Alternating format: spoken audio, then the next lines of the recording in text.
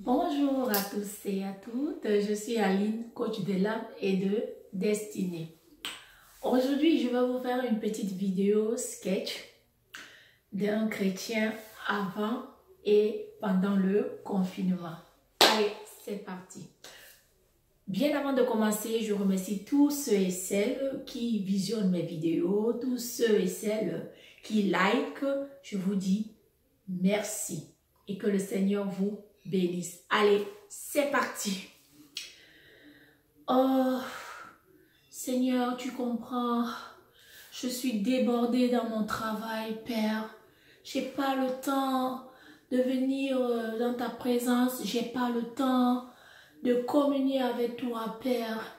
Père, tu es un Père bon. Seigneur, comprends-moi.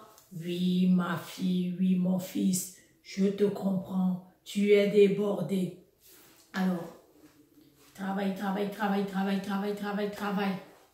Il rentre à la maison, n'a toujours pas de temps. Oh Seigneur, tu comprends, je suis vraiment débordée avec les enfants. Je dois m'occuper des enfants, je dois m'occuper de la maison, je dois m'occuper de mon mari, je dois m'occuper de ma femme. Seigneur, vraiment, pardonne-moi. Seigneur, comprends-moi. Je vais venir dans ta présence plus tard. Oui, ma fille, je te comprends. Sachant bien que Dieu est patient et compatissant, il comprend toujours nos plaintes. Pif! Voilà maintenant le Covid-19 qui apparaît. Confinement, plus de boulot, télétravail, chacun travaille chez soi, chacun est confiné chez soi. Et maintenant, l'idéal est arrivé, le moment propice pour passer du temps avec Dieu. Maintenant, voilà la réaction du chrétien à nouveau. Oh, Netflix, oh là là, il y a plein de séries, de bonnes séries là. Satan lui dit, oui, mon fils, il y a plein de séries. Hein. Pourquoi tu vas perdre ton temps pour aller passer du temps avec Dieu? À quoi ça sert? En même temps, la peur le prend en otage. Oh, Seigneur, vraiment aide-nous, Seigneur. Aide ton peuple, Seigneur. Nous sommes perdus, Seigneur. Comment nous allons faire? Oh Dieu. Oui, mon fils, pendant que tu avais du temps, tout le temps, je t'appelais pour venir passer du temps avec moi. Tu n'as jamais du temps. Maintenant, tu es dans le confinement. Le confinement devient maintenant, au lieu d'être une bonne occasion pour communier avec Dieu, l'excès de temps maintenant devient encore un nouveau problème. Oh, il y a plein d'affairages sur les réseaux sociaux. Je préfère aller là-bas, passer mon temps à regarder la vie des autres. Oh, c'est plus important, c'est croustillant. Il y a les affairages, il y a le jabap. Ah oui, je vais passer mon temps là-bas. Et voilà, le temps ne fait que passer, le temps ne fait que passer, le temps ne fait que passer. Après, un moment, oh Seigneur, pardonne-moi Seigneur. Oh vivement Seigneur, que ce confinement finisse et que les églises ouvrent les portes, oubliant que c'est toi et moi qui sommes l'église de Dieu. L'église, c'est nous, les chrétiens qui sommes nés de nouveau, qui avons accepté Jésus-Christ comme Seigneur et Sauveur personnel. Ce n'est pas les bâtiments de l'église. Et pendant ce temps de confinement, il y a plein de chrétiens qui sont perdus, mais perdus, parce qu'ils dépendent tout le temps des pasteurs, des frères en Christ qui les soutiennent. Ils n'ont jamais pris du temps à apprendre, à passer, à communier avec Dieu, avec le Saint-Esprit. Et oui, je comprends, c'est très très frustrant. On ne sait pas par où commencer. Et là, du coup, alors qu'avant, avant le confinement, je disais, oh, pasteur là, n'a pas plein d'onction, hein. Depuis là même que je vais à l'église là, mais ça fait ne marche pas, rien ne va, hein. Oh Seigneur, vraiment, ton serviteur là, il n'a pas le power, il n'a pas l'onction, il n'a pas l'onction. Ben, voilà maintenant l'occasion qui lui est donnée de passer du temps avec Dieu. Et là, Netflix prend la place. Tout le temps à la télé. Et vous avez remarqué, quand nous visionnons des films, nous pouvons pouvons passer facilement 3 heures, 2 heures à regarder un film. Et maintenant, quand tu suçotes, tu dis, oh là là, un peu que je médite un peu la parole de Dieu. Et alors là, tu prends la Bible, dès que tu l'ouvres, et bien, Satan t'envoie le sommeil. Oh, oh là là, c'est compliqué. Par où vais-je commencer? Je ne comprends pas. Je suis perdue. Eh bien, mon frère, ma soeur, développer sa communion avec Dieu, ça prend. Ça prend. C'est vrai, ce n'est pas facile parce que des fois, Jésus nous a dit que si quelqu'un veut chercher Dieu, qu'il rentre dans sa chambre. Mais il faudrait qu'il soit conscient que Dieu est là. C'est vrai, il ne le voit pas, mais par la foi, il doit savoir que Dieu est là, que Dieu l'écoute et que Dieu est à sa disposition. Mais pendant ce temps de prière, puisque un chrétien qui n'a pas développé le temps de la passer du temps dans la présence de Dieu, c'est vraiment compliqué. Il ne sait pas par où commencer. Il arrive là, on dit bon, quand tu vas avec Dieu, chante des louanges, tu chantes. Oui, mon doux Seigneur.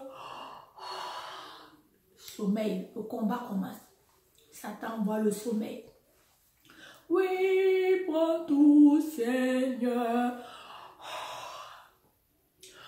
Oh, Seigneur, vraiment, Seigneur. Il faut que tu réouvres les églises. Il faut que le pasteur reprenne son travail, que le pasteur nous exhorte, que le pasteur nous donne la nourriture du jour, que le pasteur nous enseigne. Eh bien, avant le confinement, le pasteur enseignait. Dès que tu rentres, tu fermes ta Bible. Tu attends dimanche prochain encore que le pasteur te donne une nouvelle drogue.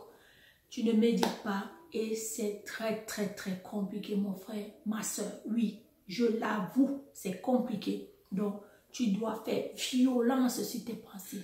Je vous ai parlé de ma vidéo de la semaine passée sur les mauvaises pensées. La vie chrétienne, tu es dans un combat perpétuel avec Satan. Donc, la Bible nous dit que soyez sobres, veillez et priez, car votre adversaire, le diable, rôde, cherchant qui va dévorer. Mon frère, ma soeur, nous sommes dans un combat, mais la différence est que nous sommes déjà victorieux par l'œuvre achevée de Christ. Nous sommes dans cette semaine pascale où Jésus-Christ nous a rachetés, il a livré cette semaine, c'est une semaine de victoire où tout chrétien doit être victorieux, doit être content parce que Jésus-Christ a racheté l'humanité. La Pâque, ce n'est pas une histoire de chocolat, ni de bonbons, ni de lapins, mais la Pâque, c'est la victoire de Christ sur Satan. Réveille-toi, mon frère, ma soeur, il est temps que tu prennes conscience que Jésus-Christ a vaincu Satan.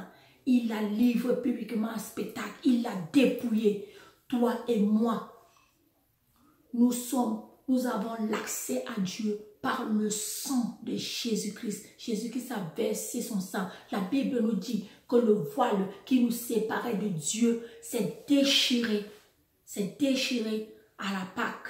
C'est déchiré et Dieu s'est laissé Dieu s'est rendu accessible à tout le monde. Donc, ce n'est pas une histoire de pasteur, de frère, de soeur. C'est une histoire de toi et de Dieu. Dieu t'a sauvé toi et il te veut toi. Il veut passer du temps avec toi. Donc, prends ton courage à deux mains et commence petit parce que Dieu est un Père. Dieu est un Père. Donc, viens vers lui en tant que son enfant. Que rien ne te culpabilise parce qu'il dit que si nous péchons, il est juste et fidèle. Si nous confessons nos péchés, lui Dieu, il est juste et fidèle pour nous purifier et pour nous pardonner. Des fois, les chrétiens ont peur d'aller dans la présence de Dieu parce que Satan ramène le passé. Il leur montre le passé. Il dit, toi, tu n'es pas digne d'aller vers Dieu. Regardez la vie que tu menais. Oui, Satan, la vie que je menais, mais Jésus-Christ est mort pour moi. Jésus-Christ a versé son sang pour moi. Jésus-Christ m'a réconcilié avec Dieu par son sang. Donc, Rien ne peut me culpabiliser. Tu ne peux pas me culpabiliser. Tu le brandis, le sang de Jésus. Et le sang de Jésus, c'est le laisser passer. Ah oui, tous les démons se soumettent devant le sang de Jésus. Et tu pars devant Dieu sans remords, sans peur. Parce que Jésus-Christ t'a réconcilié avec le Père.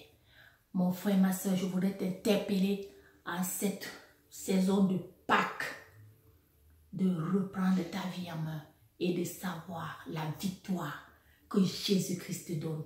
Tu as une libre accès dans sa présence par le sang de Jésus. Le sang de Jésus te donne une libre accès. Donc, ne te culpabilise pas. Rien ne peut te culpabiliser. Même pas ton cœur, même pas tes pensées. Soumets tes pensées à Dieu. Jésus-Christ a vaincu. La Bible nous dit qu'il nous a délivrés de la puissance des ténèbres. Et il nous a ramenés dans le royaume du Fils de son amour. Il nous a rachetés. Il nous a pardonnés. En lui, nous avons la rédemption et la rémission de nos péchés. Donc, je t'interpelle, prends courage. Prends courage, mon frère et ma soeur. Prends courage. Reviens à Jésus. Développe une communion. Saisis ce confinement, ce temps de confinement. C'est l'occasion propice pour développer ta communion avec le glorieux Saint-Esprit.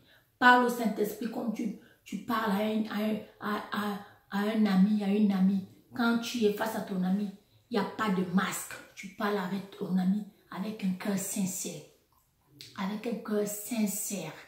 Donc, reviens à Dieu en ces temps de Pâques. Nous célébrons la victoire de Jésus sur le péché. La victoire de Jésus sur Satan.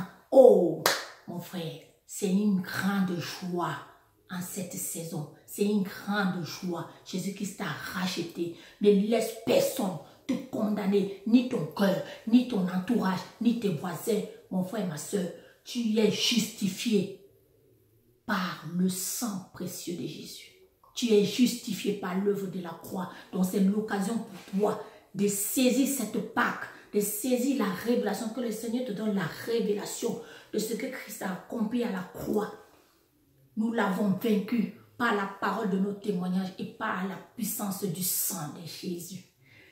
Prends courage, reviens à Jésus sans culpabilité parce que Jésus t'a racheté et il t'a aimé avant la fondation du monde. Il t'aime d'un amour éternel. Il ne t'aime pas de l'amour des hommes qui est calculateur.